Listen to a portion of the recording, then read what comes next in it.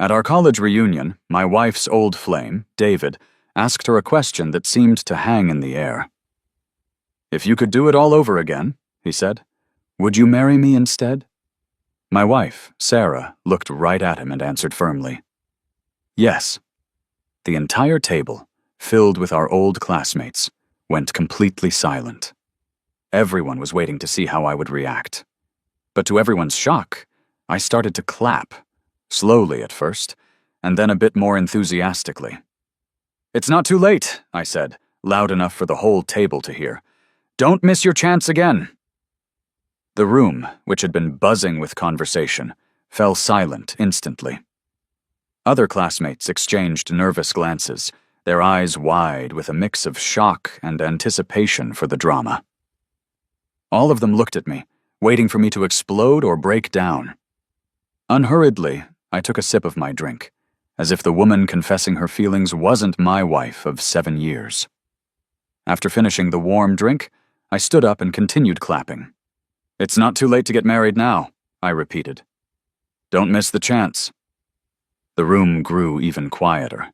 It seemed like no one could understand why someone would willingly humiliate themselves like this.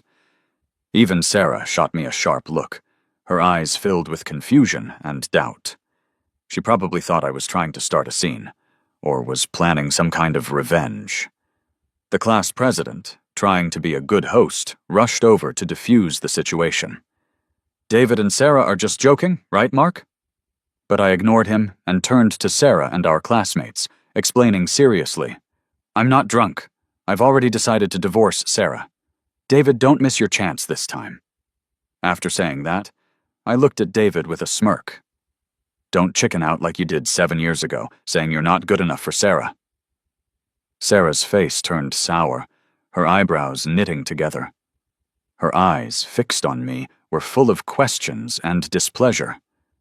"Mark, are you crazy? I was just joking with David. Why are you so upset?" I was speechless. For 7 long years, Sarah had treated me like I was a pushover, and now I was supposed to be okay with her openly flirting with her first love in front of everyone? Anyone who wants to deal with this kind of humiliation can have it. It's my own fault, really. For 7 years, my love for her made me spoil her to the point where she didn't even recognize herself anymore. Yet Sarah was like a rock that I could never seem to warm up. Even after 7 years of my devotion, her heart only had room for David. If I hadn't accidentally stumbled upon Sarah's secret, I would probably still be acting like a fool, hanging around her and hoping for her affection. 3 months ago, I found a post Sarah had made on a private blog. "We've been married 7 years. We got together because our parents wanted it. Without any real spark, our marriage has become bland. I can see the end of this road. I suddenly realized I can't keep living in a daze. A few days ago, my first love returned. I want a divorce, but I've got too many ties with him, both in personal life and in work. What should I do?" The post was made a month ago, which was right around the time David came back to town. It turns out Sarah had been planning her way out for a while. I had actually sensed things changing. Sarah was somewhat tender to me initially, in the early years of our marriage. But after David showed up, she lost all patience with me, eventually not even wanting to come home, often staying out all night. When I saw that post, my hand shook while holding a cigarette. The ashtray on my desk overflowed with cigarette butts. The clock on the wall ticked loudly in the quiet room, sounding like a doomsday countdown. I opened my phone to our chat history. The latest message was from me, asking when she'd be back. She hadn't replied. After sitting there all night, Sarah still didn't come home. She did, however, update her social media with a new photo. It was a picture of a pair of silhouettes watching the sunrise. The caption read, "Glad you're here." Mutual friends, assuming the person next to her was me, started congratulating her in the comments. Sarah replied personally to one of them, "Not him." I felt mocked. Sarah had lost all shame, openly being vague with another man. I zoomed in on the photo, catching the letters of a small tattoo on Sarah's wrist, illuminated by the sunlight. My heart ached. David. I once naively thought these past 7 years were enough for Sarah to forget him. But reality showed I was dead wrong. 7 years only made it harder for Sarah to forget David. They were made for each other. I was just an opportunist who had gotten in the way. "Daddy, I'm hungry. Where's Mommy?" My daughter, Emily, rubbed her eyes, complaining with her childish voice.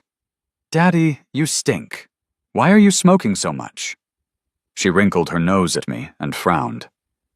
Seeing Emily, I felt a jolt of energy lift my stiff body. I forced a smile. "Mommy will be back later. Let Daddy change, and we'll make breakfast."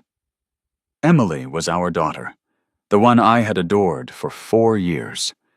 I couldn't help but think about her. After dropping Emily at preschool, hopelessness and reluctance rose in me as I watched her small figure walk away. If Sarah and I split, what would happen to Emily? She's only 4. Maybe Sarah just hasn't seen David in a while and is just catching up? After all, we have Emily. Mulling over it, I called Sarah. Her response was cold and impatient. "Mark, what's up? Oh, you're checking on me again. I just watched the sunrise with David. Why are you so sensitive?" My heart felt like it was bleeding. All I could do was reluctantly answer, "No, I just wanted to see if you were busy." "I'm back at the office, heading into a meeting. Bye." Before I could reply, the call ended. Holding my phone, I forced a bitter smile. When did Sarah and I stop being able to exchange even 3 sentences? Will our 7-year marriage end? Here? But Emily, she can't be without her mom. Realizing this, I decided to try and win Sarah back. I bought some of her favorite cupcakes and headed to her office. We are married, after all, so it shouldn't matter who takes the first step. I kept telling myself that to find some comfort, but just as I reached the building, I overheard some employees talking. They wondered about the relationship between the new partner and the boss. They said the two looked good together, like a perfect match. "But wait," one said. "Isn't our boss's husband Mark? And isn't that partner named David?" That name hit me like a punch, making my heart race. Were they really talking about Sarah and David? My hand holding the cupcakes trembled, and with a sense of unease, I headed to Sarah's office. The lights were on inside. Just as I was about to push the door open, I heard voices. It was David's voice, and the realization stunned me. What was he doing here? "Sarah, why are we talking about this?" David said. "This company was really set up for you. You have no idea how much I've missed you all these years." Then I heard Sarah's emotional reply, and through the crack in the door, I saw David hold Sarah tightly in an embrace.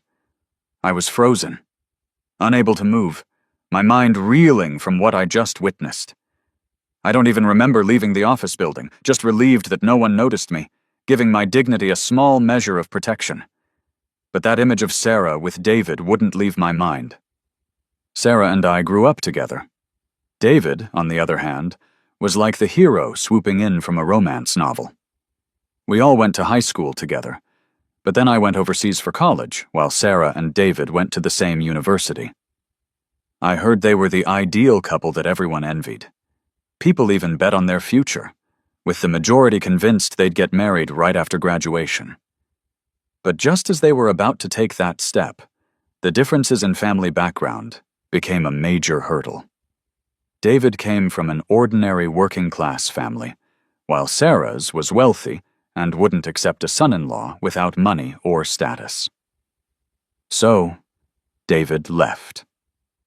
I ended up marrying Sarah through a family arrangement. Yet here David was, back with wealth and power, destroying the walls that once stood between him and Sarah. That thought made me feel hopeless, my heart aching painfully. Maybe our marriage was nearing its end and I drove around aimlessly for a while, before finally heading home in frustration. As soon as I reached the door, I could hear laughter inside. Opening the door, I saw Emily playing around in David's arms, with Sarah watching in the background, wearing an apron. It was a cozy, domestic scene, but all I felt was everything slipping away from me. Anger surged through me. This was my home, my wife, my daughter. Who gave David the right to be here? Blinded by rage, I kicked the door open, and in the chaos of Emily's cries, I got into a fight with David. In the end, Sarah left, with David and Emily. Before leaving, Sarah gave me a cold stare. "Mark, you better pray that David's okay, or I won't let you off." Any lingering hopes I had for Sarah were dashed. Sitting amidst the chaos of the overturned furniture, I broke down in tears. All my years with Sarah couldn't stand up to the 4 years she had with David. It's been 2 weeks since that day, and this reunion is the first time I'm seeing Sarah again. My mind snapped back to reality. Standing in the dim light of the restaurant, Sarah looked at me with disgust. I smiled and said I was just stepping out to use the restroom. But as I came out, Sarah and David appeared, and Sarah approached me with a scowl. "Mark, it was just a joke with David. Why can't you take a joke?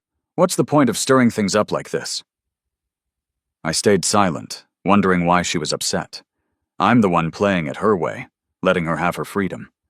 Why wasn't she happy? "I'm letting you two be together," I said. "Otherwise, an affair would sound terrible, and I don't want to be the fool here. The divorce papers are ready. Emily's coming with me, and you can chase after your true love now. You won't need to vent online about your frustrations anymore." Sarah seemed surprised, either from my serious tone or from knowing I'd seen her posts. "I'll send you the divorce papers. We can work out the details at the office later." With that, I turned and left, with no hesitation. Maybe realizing I was serious, David started playing the nice guy. "Sarah, maybe you should apologize to Mark. He seems to mean it, and you do have a daughter together." But Sarah, still defiant, said, "If it weren't for Emily, I'd have divorced him long ago. If he's okay with ending it, all the better." Even though I was prepared for divorce, hearing her cold words still hurt. All these years, I couldn't wake someone pretending to be asleep. My nails dug into my palms, leaving red marks. 7 years spent losing myself, letting Sarah consume my life.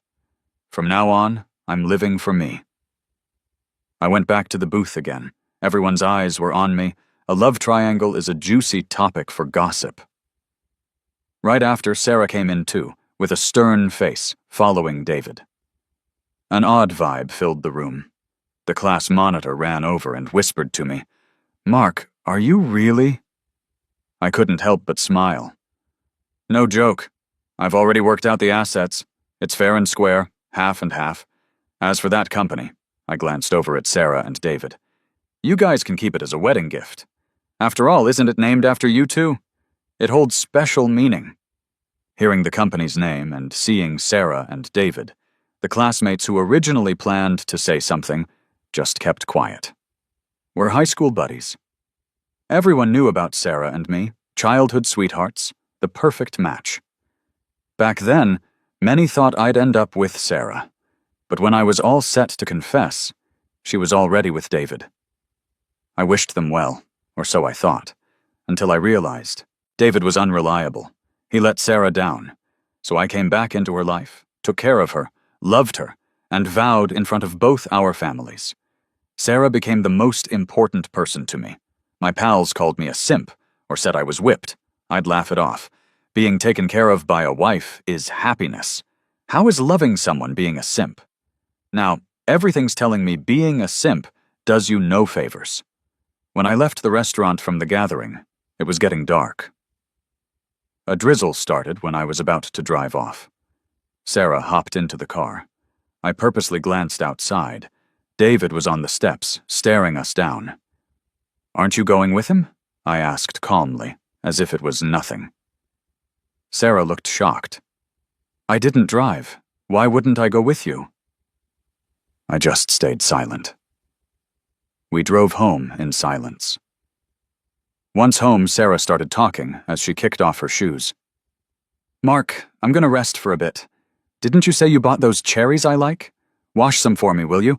I'll lie down first. It was Sarah's casual request. I didn't answer, just silently handed her the divorce papers instead. Her eyes went wide. Mark, are you serious? Her voice shot up, like she suddenly realized. You can't just throw a fit without limits, Mark. I hung my head. I just felt so tired, out of nowhere. Sarah never saw me as important, yet she expected me to love her like it was day one. I'm a person too, you know, I said quietly. I need love too. I turned to her seriously. Sarah, do I really need to throw a fit? You already want to end this and be with David, don't you? I'm just agreeing with you. Why the fuss now? Sarah froze. After what seemed like ages, she angrily signed the papers and threw them at me. Fine. Whoever doesn't leave is a loser. She grabbed her bag and stormed out.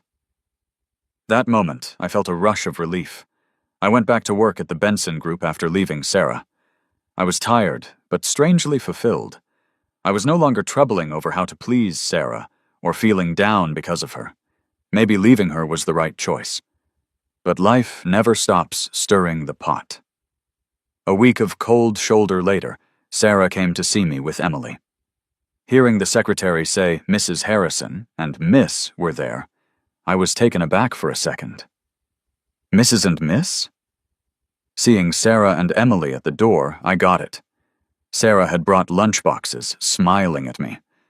I figure news of our divorce reached the Millers. With parental pressure, Sarah decided to try patching things up. The Millers haven't been doing well, and marrying into the Harrisons kept their business alive. As soon as the door opened, Emily rushed to me, hugging me. Dad, I haven't seen you in forever. I really missed you. Before I could reply, Sarah gently set down the boxes. Emily, didn't I tell you Daddy's busy at work? She turned to me. I made some food and brought Emily to share with you. Want to try? Seeing Emily's eager eyes, I nodded. Sarah lit up, opening the boxes and handing me chopsticks. Mark, try it. I burned my hand making this. Looking down, I saw the burn on Sarah's hand from cooking. Normally, I'd rush to take care of it right away. But now, just then, noticing the dishes in the boxes, any guilt or soft feelings I had vanished. There were shrimp, spicy clams, and steamed crab. Fancy looking, but I wasn't in the mood. Sarah noticed me hesitating and asked, Is something wrong? Don't you like it? The shrimp's fresh. Silently for a while, I finally said, I'm allergic to seafood. Sarah was taken aback and sheepishly said, Sorry, Mark, I forgot you were allergic. It was her first apology ever. Whenever Sarah and I fought, I was always the one to apologize. Maybe she never learned how. I knew David was the seafood fan, but for some reason, I felt nothing. Seeing my continued silence, Sarah's mood did a 180. She slammed the chopsticks down.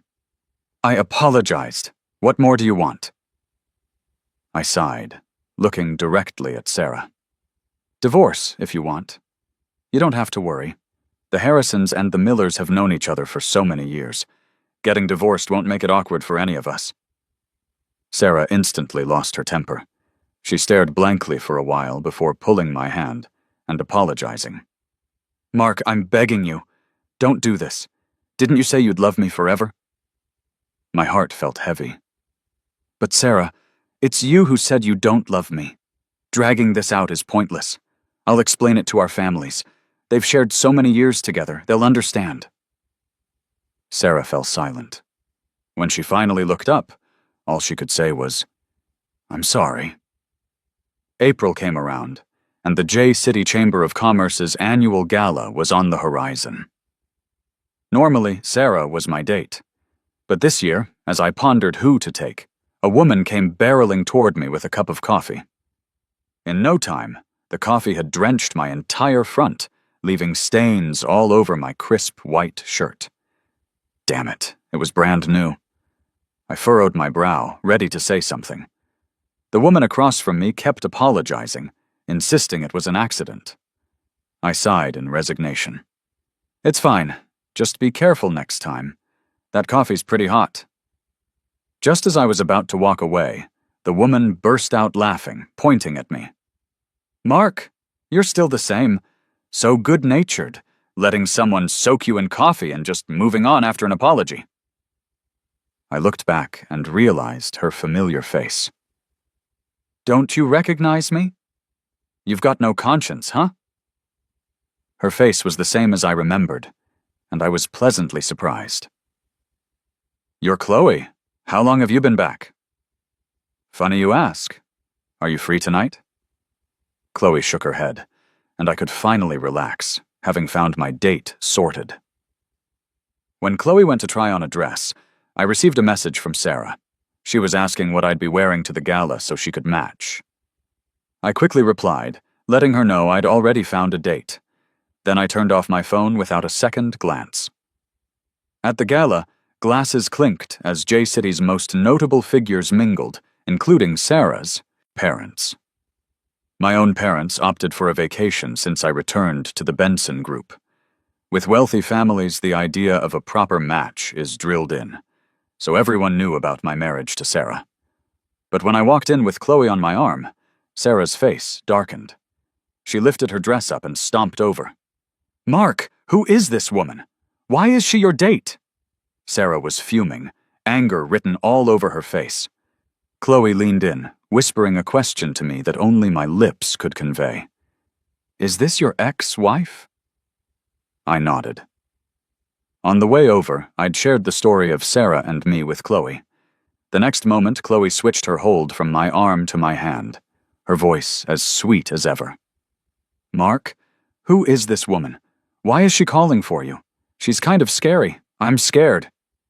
I couldn't help but chuckle. Chloe's ability to rile people up was unchanged, even after her time abroad. Sarah got angrier, practically stomping in her high heels. Mark, who is she? Was this a plan to get back at me?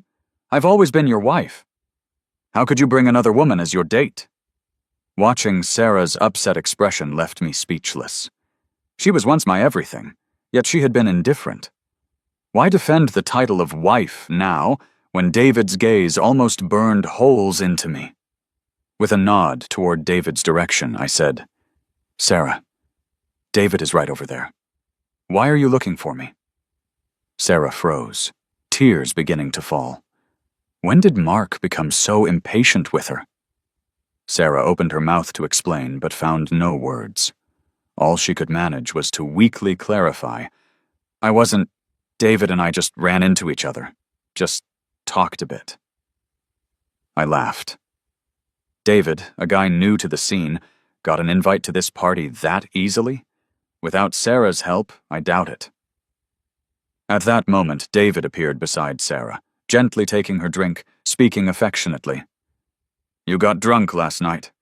Better not overdo it today. Don't want another lost message mishap. His gaze flickered toward me, and I was struck silent. Sarah bombarded me with texts late last night because she was drinking? David's suggestion implied I shouldn't worry. It wasn't meant for me. They were together at the time.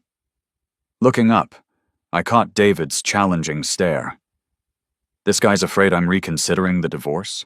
Before I could respond, Sarah urgently shook off David's hold, explaining hastily, Mark, I was really drunk last night, but I meant every word.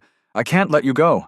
I've been thinking since you brought up divorce, and despite what I thought would be happiness, I just felt like I'd lost something. You believe me, don't you?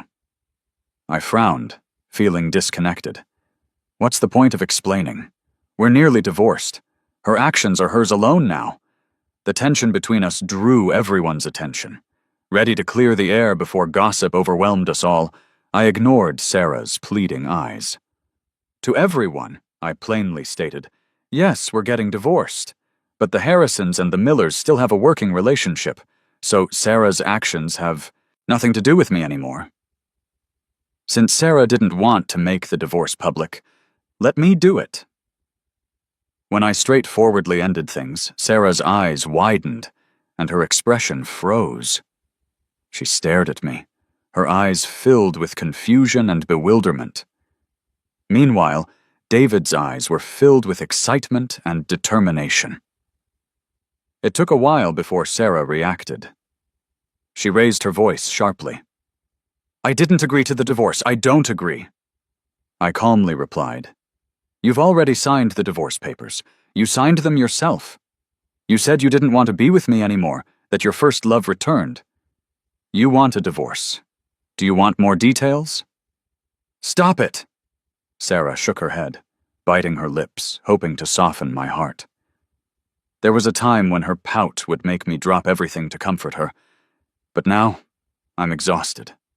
I'm not going to chase after someone who doesn't love me anymore.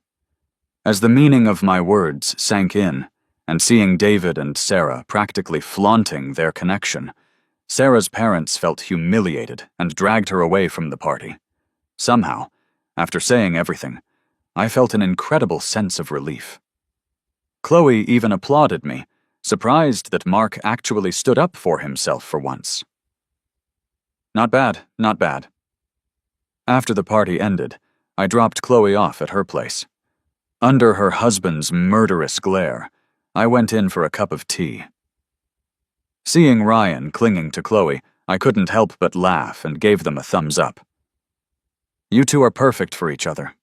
I wish you a lifetime of happiness together." She raised her chin proudly. "Of course. My husband loves me, and I love him." On my way back, I thought about Chloe and Ryan's interactions, and sighed. I figured I might never find another partner. I'm scared. Loving someone is too exhausting. After that day, when the party ended, Sarah seemed to have lost it. She called and messaged me constantly, asking what I was doing. I found it irritating. It was ironic because I saw a version of myself in Sarah's relentless behavior. At first, I just blocked her, but then I eventually deleted and blacklisted her, returning to my own life. Sarah refusing the divorce doesn't matter. I've already filed a lawsuit, even if I feel sorry for Emily. So when Emily asked me to take her to the amusement park, I gladly agreed. But when I saw Sarah holding Emily's hand, for a moment, I wanted to turn and walk away. However, Emily's voice stopped me in my tracks. "Daddy, I missed you so much. Can you play with me?" I forced a smile and caught Emily as she ran to me. What goes around comes around. I once tried using Emily to keep Sarah, but in the end, I trapped myself. To not make Emily upset, I took her to ride the carousel, took photos with Sarah. It was heartwarming, so much so that for a moment I thought about letting it go, leaving the past behind. But that thought disappeared quickly. I looked at a changed Sarah and warned myself not to repeat the same mistakes. However, when I returned from buying ice cream, I saw a scene that shocked me. David was viciously pulling Emily, his face flushed as he yelled at her. "I told you, Mark is not your father. Your real dad is me. Call me David." Sarah tried to shield Emily from David's rude actions. "Why are you saying this to the child? She's too young to understand." "Understand what? Understand that I want to take you back? Both of you are mine. Why stay with Mark? He's divorcing you. Can't you see me instead?" The sun was blazing. The ice cream melted in my hand, sticky. I stood frozen, unable to move. Every word from David felt like a demon from hell, dragging me into a pit. Wait. What? Emily isn't my daughter? The next second, David noticed me standing not far away, and his eyes were filled with taunt and malice. Sarah followed David's gaze and saw me. Her face changed rapidly, settling into panic. "Mark, let me explain. I don't know why David is here. I haven't been in contact with him, really, believe me." "Whose child is Emily?" My voice was hoarse. Hearing my voice, Sarah froze like a marble statue. I clutched her shoulders hard. "Tell me, Sarah. Tell me Emily is my child. Say it, quick." But Sarah's silence confirmed everything. David swaggered over with a smug grin and wrapped Sarah in his arms, throwing a paternity test at me. "Thank you, Mark, for raising my daughter so well."